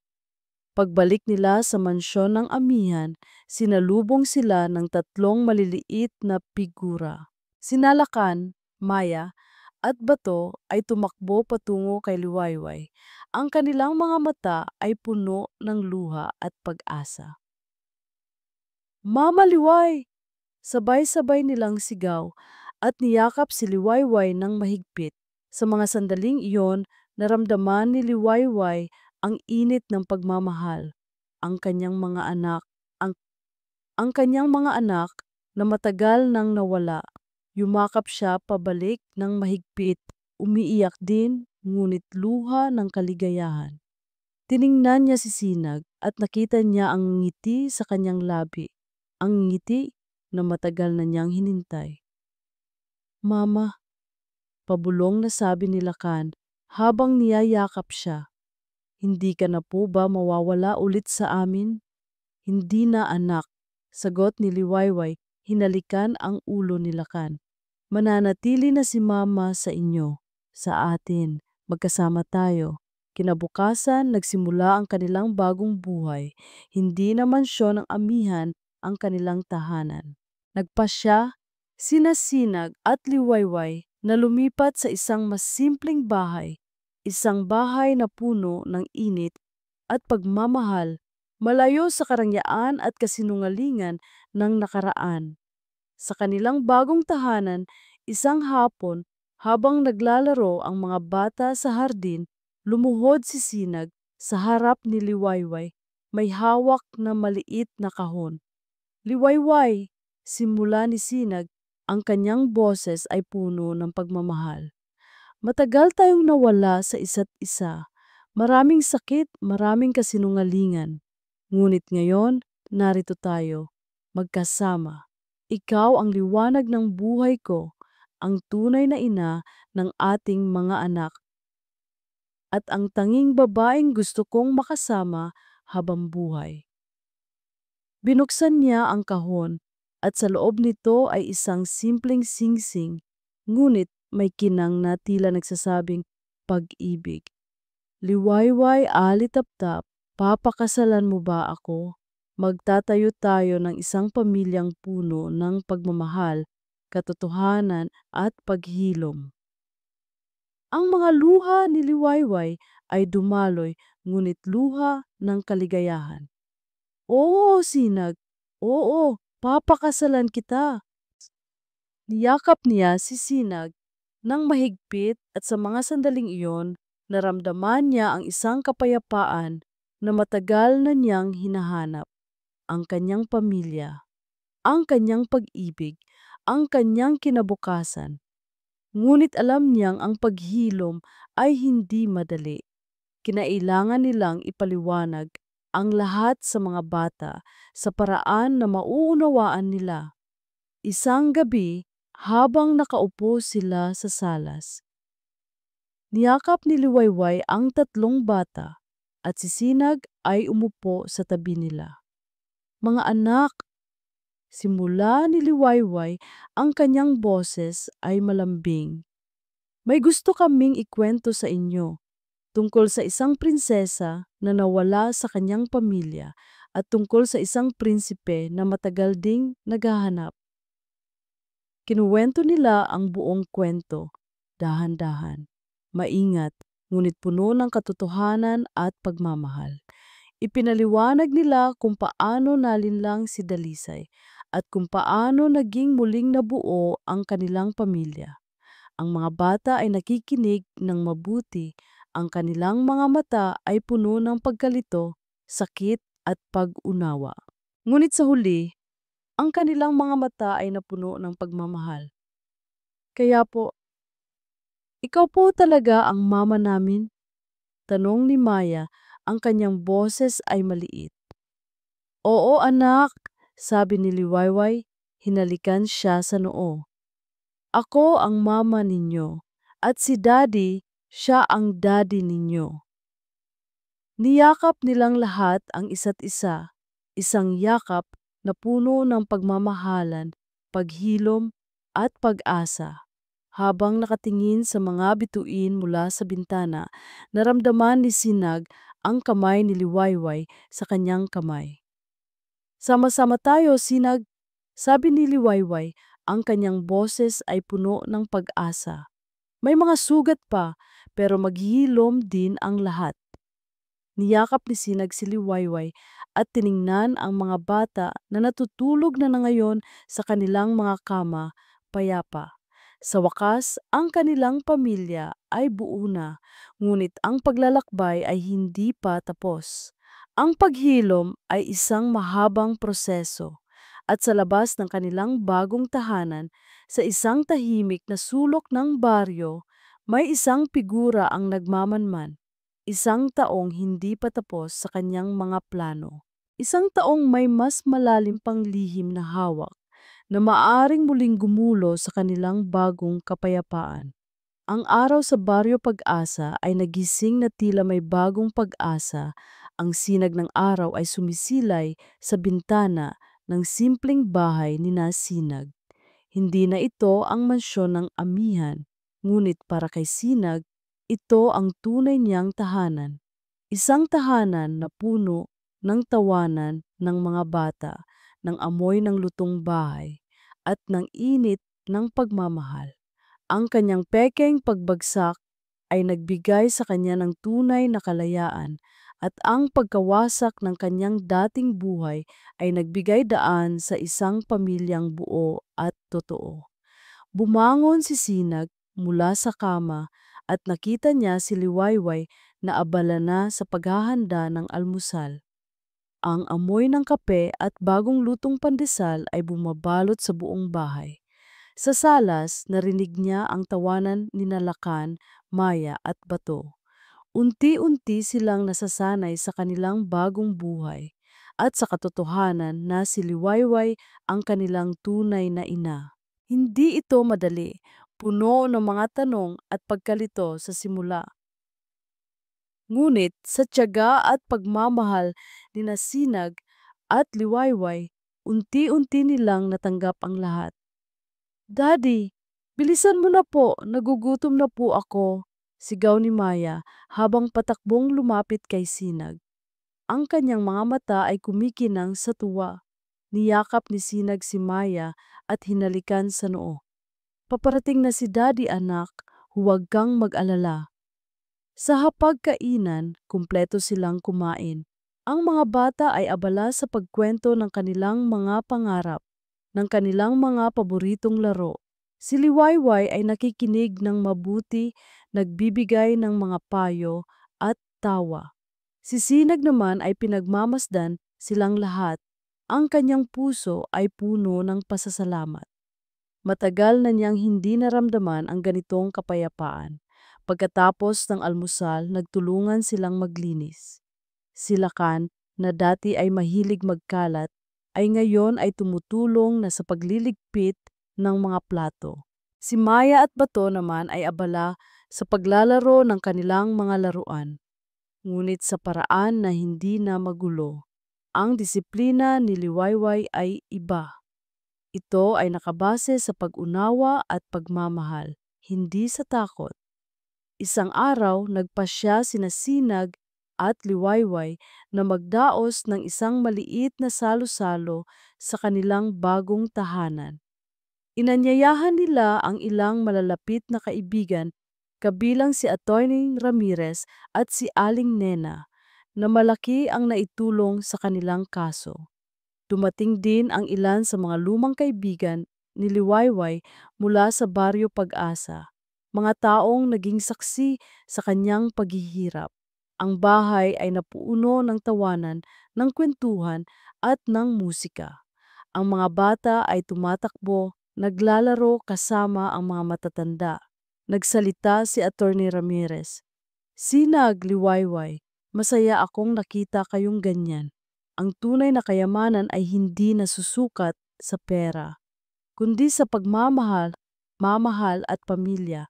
Kayo ang patunay niyan. Ngumiti si Sinag, hawak ang kamay ni Liwayway. Salamat, Atoy Ramirez. Kung wala kayo, hindi namin ito magagawa. Hindi, Sir Sinag, sabi ni Aling Nena, ang kanyang mga mata ay luha-luha. Salamat po kay Liwayway. Siya po ang tunay na bida dito. Ang kanyang tapang at pagmamahal sa kanyang mga anak ang nagtulak sa atin para lumaban. Sa gabi, matapos umuwi ang lahat, umupo sina Sinag at Liwayway sa kanilang hardin. Ang mga bata ay mahimbing nang natutulog. Ang langit ay puno ng mga bituin at ang hangin ay sariwa. Hindi ko akalaing darating pa ang araw na ito, Sinag. Sabi ni Liwayway, sumandal sa balikat ni Sinag.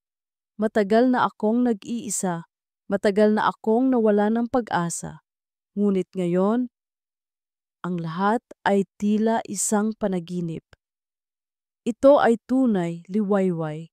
Sagot ni Sinag, niyakap siya ng mahigpit. Tunay ang pag-ibig natin. Tunay ang pamilya natin. Hindi na natin hahayaang sirain pa iyan ng kahit sino. Nagkwentuhan sila tungkol sa kanilang mga pangarap, tungkol sa pagpapalaki sa mga bata, tungkol sa pagbuo ng isang komunidad sa Baryo Pag-asa, tungkol sa pagtulong sa mga nangangailangan. Ang kanilang kinabukasan ay malinaw, puno ng pag-asa at pagmamahalan. Gustong-gusto ko po ang bahay na ito, narinig nilang sabi ni Lakan na ngayon ay nakalabas na sa hardin, kasama sina Maya at Bato. Nakaupo sila sa damuhan, pinagmamasdan ang mga bituin. Oo nga po, Daddy, ang ganda po dito, ang tahimik, dagdag ni Maya. Dito po kami mananatili, hindi po ba? Tanong ni Bato. Tiningnan sina Sinag at Liwayway. Lumapit sina Sinag at Liwayway sa kanilang mga anak, umupo sa tabi nila. Niyakap nila ang tatlong bata. Oo, anak, sabi ni Sinag, hinalikan ang ulo ni Lakan. Dito tayo mananatili, magkasama, palagi. Nilingon ni Liwayway si Sinag, ang kanyang mga mata ay puno ng pagmamahal. Salamat, Sinag. Ikaw ang liwanag na nagbalik sa buhay ko. Ngumiti si Sinag, hinawakan ang kamay ni Liwayway. Sama-sama tayo, Liway. Mahal kita.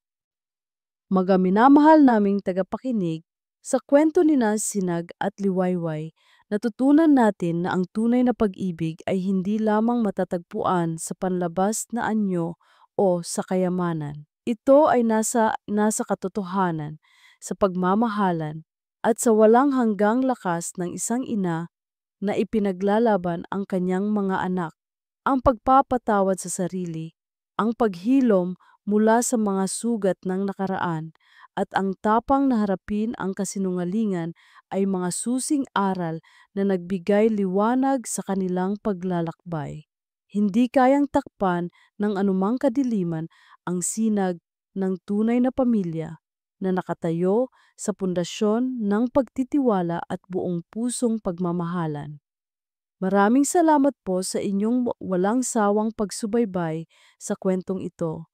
Sana po ay nasiyahan kayo sa bawat yugto ng paglalakbay ni Sinag at Liwayway.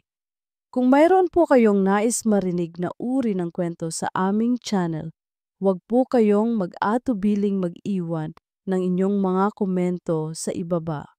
Ang inyong mga ideya at suhestyon ay mahalaga po sa amin.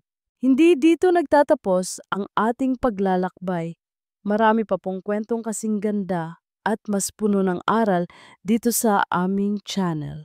Kung nagustuhan nyo ang kwentong ito, i-like, i-share sa pamilya at mga kaibigan, at mag-subscribe na rin para lagi kayong updated sa mga susunod pa naming kwento. I-click nyo ang notification bell para kayo ang unang makarinig kapag may bago kaming upload.